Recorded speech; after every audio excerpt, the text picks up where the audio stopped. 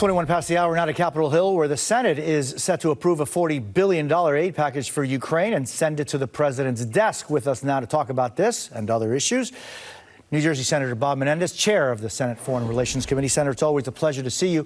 What message is the U.S. sending to Ukraine and Russia with this aid package?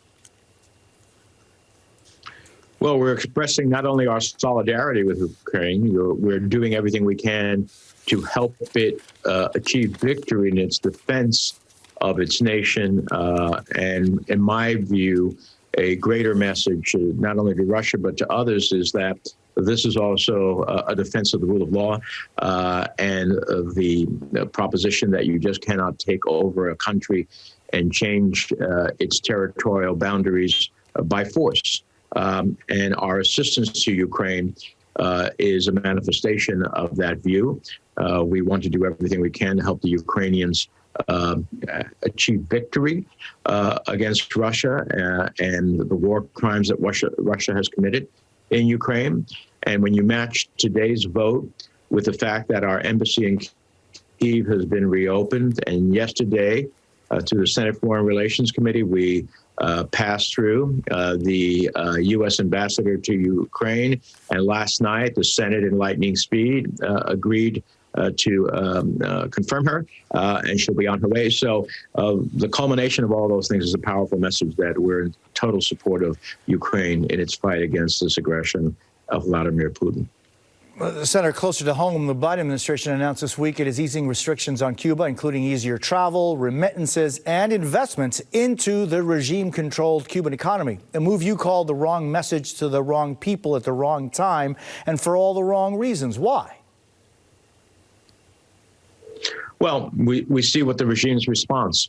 On the day that the administration announced these unilateral concessions to the regime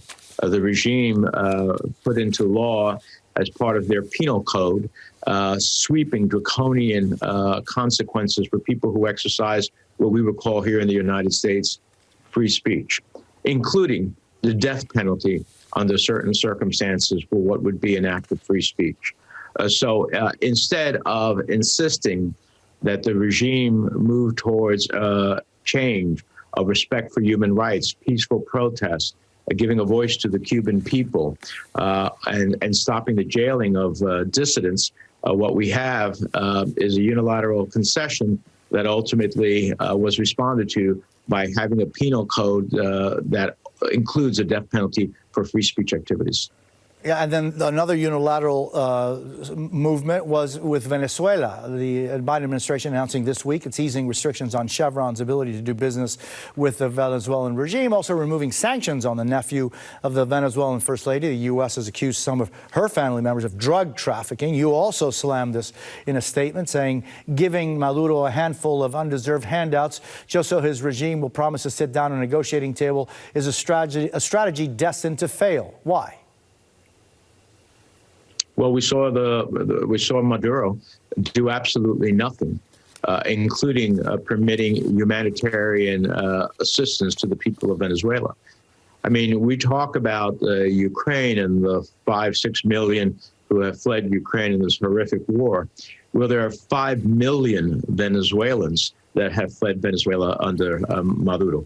And so here we are once again working with dictatorships in a way that doesn't stand up for our proposition of democracy, human rights, and the rule of law. We didn't get any of the American citizens who are unjustly imprisoned in Venezuela. We didn't get a humanitarian corridor to bring in humanitarian assistance to international organizations. And they have not returned to the negotiating table with Juan Guaido, who is recognized as the interim president globally of the country of Venezuela, although in exile. So I don't understand these moves when we get nothing in response. And so I think that's why I made the statements I did.